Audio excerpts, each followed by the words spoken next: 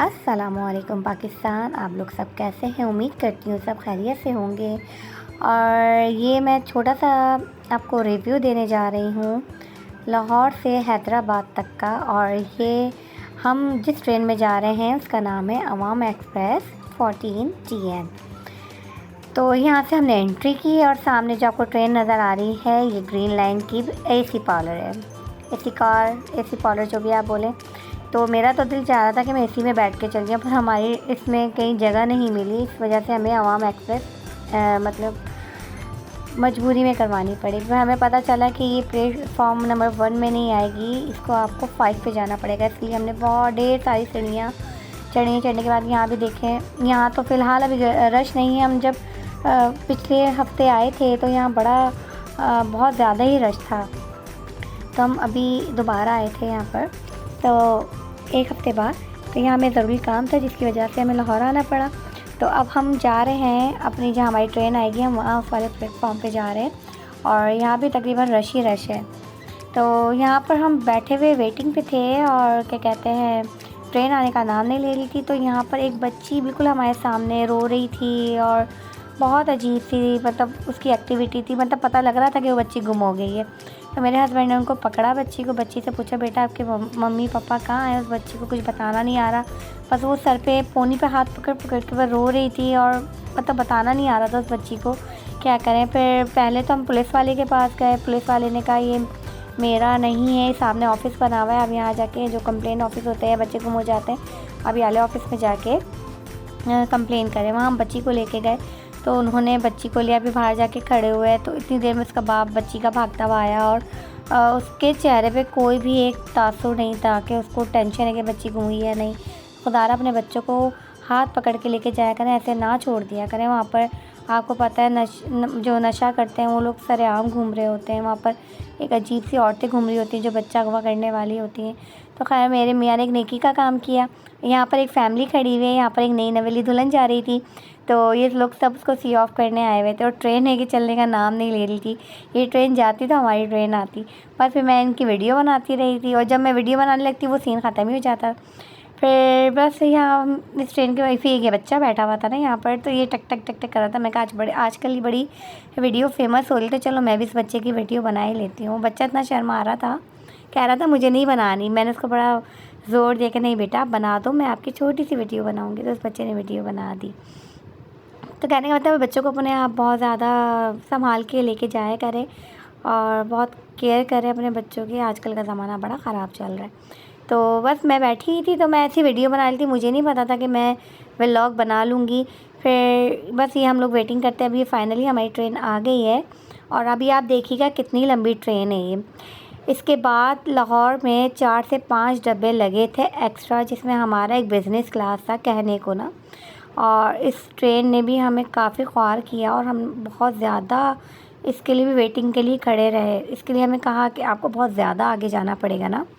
और फिर हम लोग यहाँ से उठ के फिर बहुत पैदल चल के गए, जहाँ पर कह रहे जहाँ पे माल रखा होता है, जो मालगाड़ी वाला टाइप का सामान होता है, हम वहाँ तक चल के गए इस ट्रेन के लिए। आप देखें अभी तक ट्रेन ही चल रही है, इसके अलावा और बोगियाँ लगी हैं। अभी हम वेटिंग पे हैं और ये भी इंजन जो है वो लेने गया हुआ है हमारी बोगियाँ। और ये हमने अब ट्रेन में हम बैठ गए तो मैं वीडियो बनाना भूल गई थी, तो ये वीडियो बनाए। और इनकी जो आवाज़ थी, इधर ये खाना था, बस टाइम पास खाना था, इतना कोई ख़ास खाना नहीं था। और ये अभी मैं आपको अंदर का भी दिखाऊंगी। रूम जो थे यहाँ पे कॉकरोच की तो भरमार थी, लग रहा था कोई शादी है कॉकरोचेस की ना। रात को पूरे थे और पान की पीक थी और यहाँ का पूरा यानी बिज़नेस क्लास कहीं से भी नहीं लग रही थी ये ना। इसमें गंदगी बहुत थी और एक दफ़ा भी स्वीपर नहीं आया कि इसने चलो गई सफाई की हो। और वॉशरूम में पानी नहीं था, इतना लंबा सफ़र था उसमें पानी में। और ये AC का आप देख लें, जो बंदा ऊपर से उतरा था उसके कपड़े अटक रहे थे, उसका कॉलर अटक रहा था यहाँ पर। और वॉशरूम में पानी नहीं था, प्लस लोटे नहीं थे।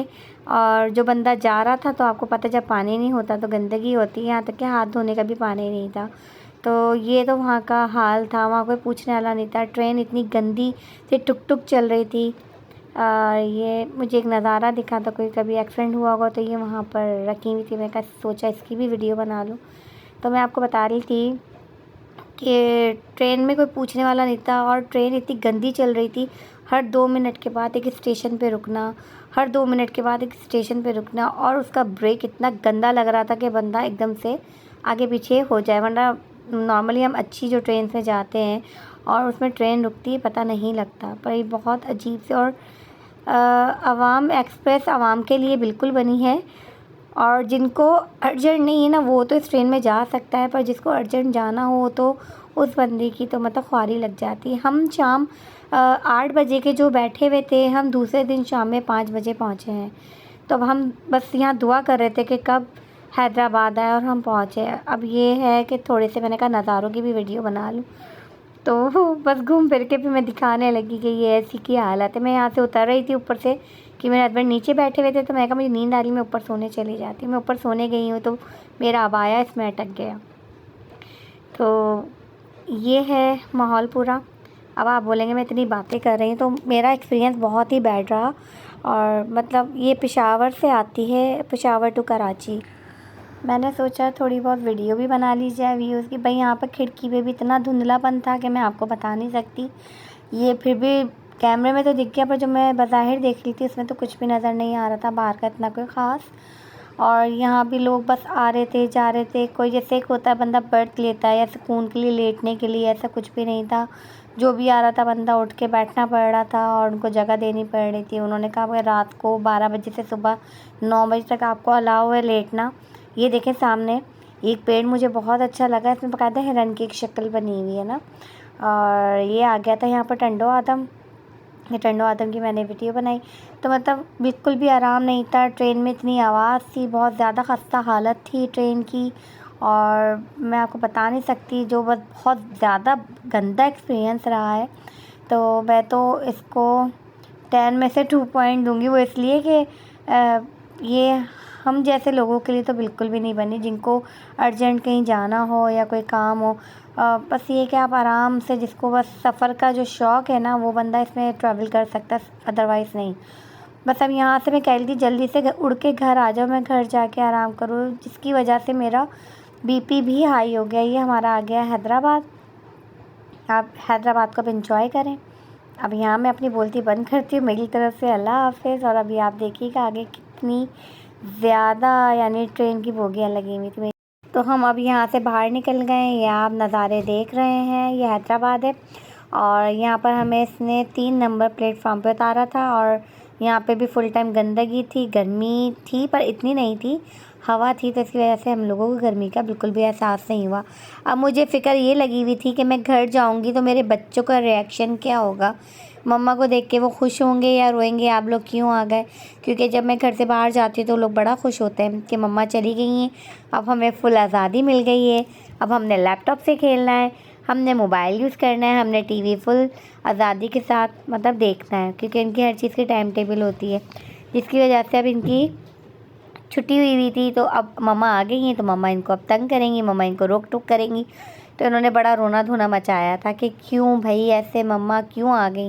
ये देखें ट्रेन कितनी लंबी ट्रेन है, और ये देखें कि अगर काउंट की जाए तो मैं ख्याल से 20 से 25 से यहाँ पर ट्रेन का हॉर्न बजाता है। ये एक आदमी नॉर्मल जाता हुआ भी देखिएगा धक्का देता हुआ जाएगा। ये उसकी ट्रेन जो थी वो मिस हो रही थी। बाकी बस मेरा एक्सपीरियंस जो रहा बहुत बैड रहा। मैं आप लोगों को कभी भी रिकमेंड नहीं करूँगी कि आप लोग इस ट्रेन में जाएं और इन्जॉय करें। आप लोग किसी भी ट्रेन में जाएं पर इस ट्रेन में ना जाएं। अब यहाँ पर मैं फ़ाइनली पहुँच गई हूँ घर, और यहाँ पर मुझे अपने बच्चों का रिएक्शन देखना है कि उनका क्या है। तो फाइनली बच्चे बहुत अच्छे से मुझसे मिले, और मुझे उम्मीद नहीं थी। और फिर दूसरे बेटे को मैंने आवाज़ दी तो वो कमरे में छुपे थे, वे फटाफट आके मिले। फिर मैं अपने घर वालों से मिले। तो यहाँ मेरी कहानी एंड होती है। तो नेक्स्ट टाइम किसी अच्छे व्लॉग के साथ आपसे मुलाकात होगी। अल्लाह हाफ़िज़।